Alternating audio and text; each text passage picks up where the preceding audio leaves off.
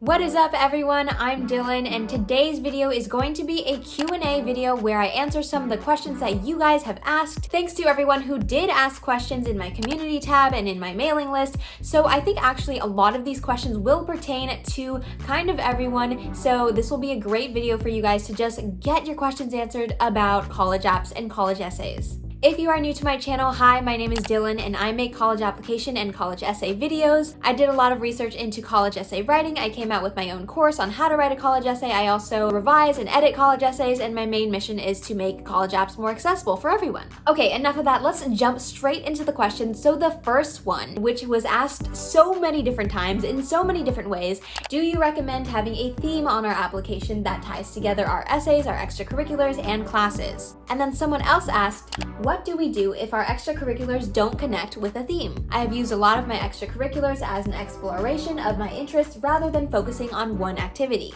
And then someone else said, I have some good ideas / topics planned for my essays, but each of them are so abstract from each other, and while I could write meaningful responses for each, they just don't connect, so my application isn't cohesive as a whole. Help! And help I will do.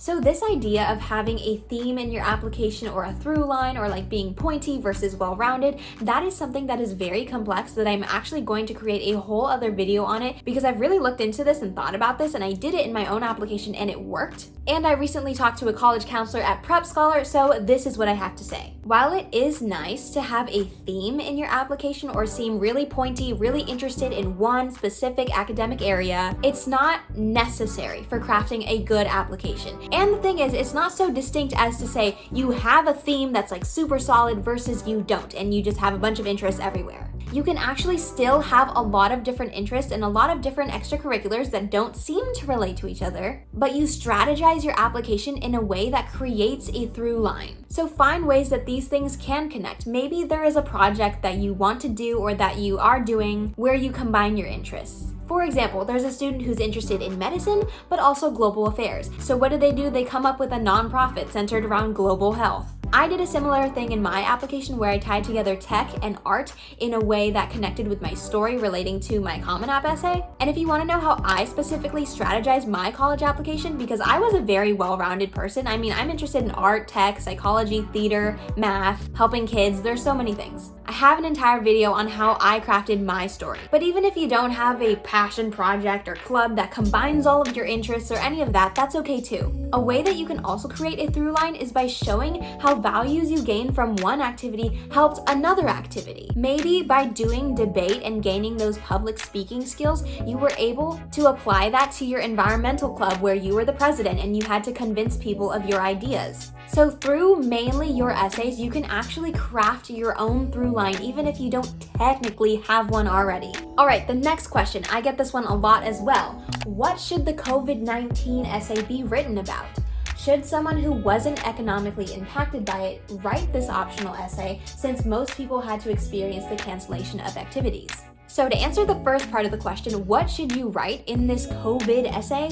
Some things you could list or talk about are if you had lack of access to the internet, you had no quiet place to study, you had financial hardships, you had to take care of your family or your siblings, or any sort of family responsibilities. Maybe you had to work to provide family income, or maybe this whole situation really impacted your mental health and well-being. Those are some things that colleges want to be aware of when reviewing your application. If you think about the larger picture here, what this question is trying to do is gain an understanding of where you're coming from so they can properly evaluate your application. So if you have been impacted by the pandemic in some of the ways that I listed, then I do recommend you write it. But at the same time, if you feel like that you weren't really impacted at all and you just kind of went about your normal life, then I wouldn't recommend filling out that question because a lot of other people have more serious issues and challenges that they're gonna write about there. All right, moving on to the next question we have. I know I need to work on my essays, but I have no idea where to start. Can you help me out? Yes, and for this question, I actually want to throw in a little surprise. I'm going to show you the first steps to writing a college essay in the form of a parody music video to the famous song WAP.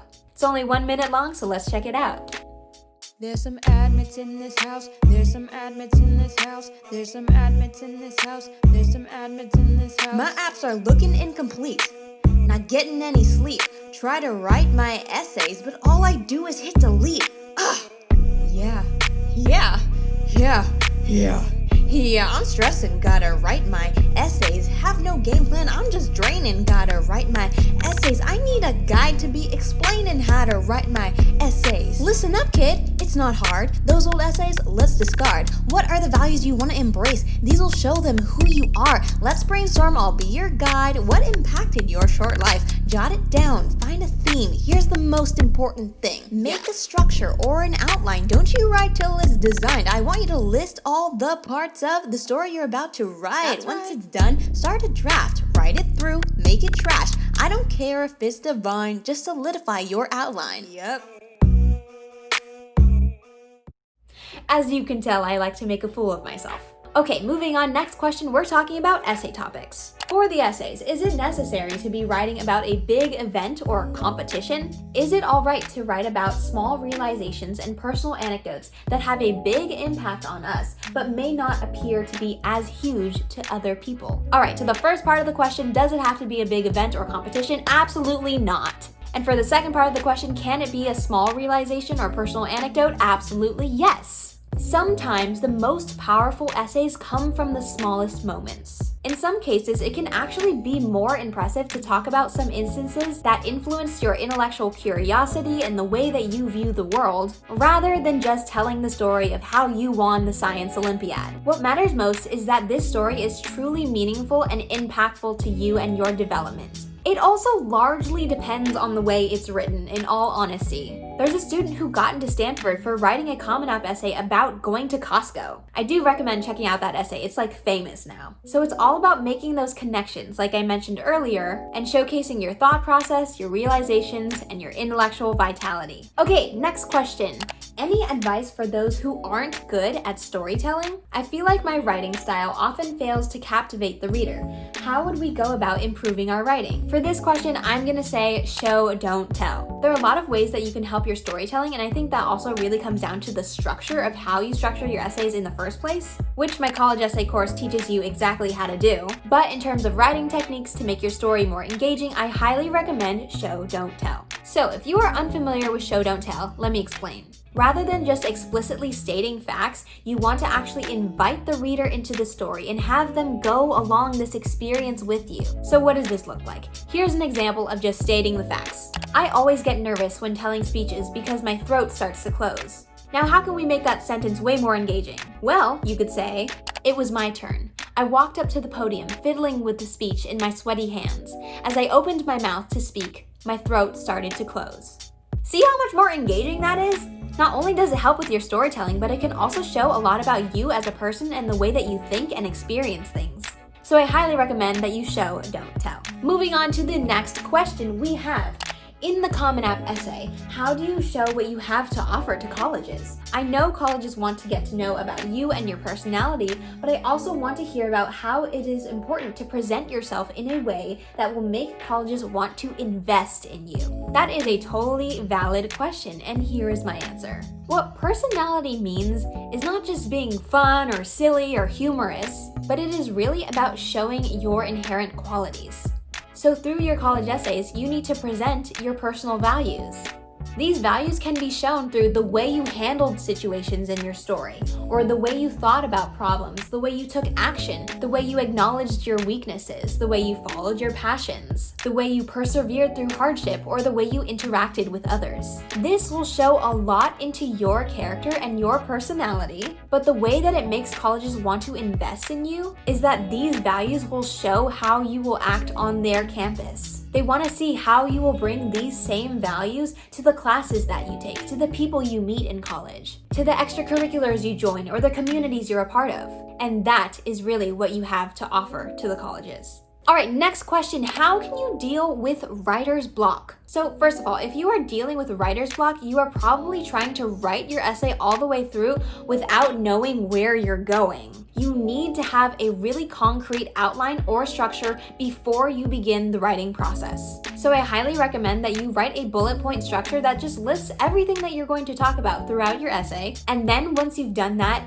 trash write your essay. What does that mean? Just write your essay all the way through. Don't worry about making your words sound really perfect or beautiful or any of that. If you already have the structure, then you already know where you're going with the essay. So when you trash write, you're just turning all of those bullet points into actual words and sentences. So you're no longer looking for what to write as you're writing, you are just writing what you already know you're gonna write about. Then after you do that, go back and start creating an actual first draft where you revise your sentences, you fix your structure, and you start getting your words to sound nice. Okay, for this next question, we are sort of wrapping up this essay writing section of the video. How do you know when to stop editing an essay and just come to peace with it? Yeah, so honestly, the way you're gonna know is a gut feeling.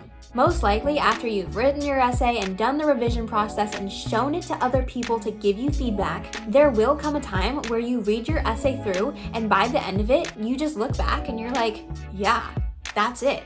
You will feel it in your gut.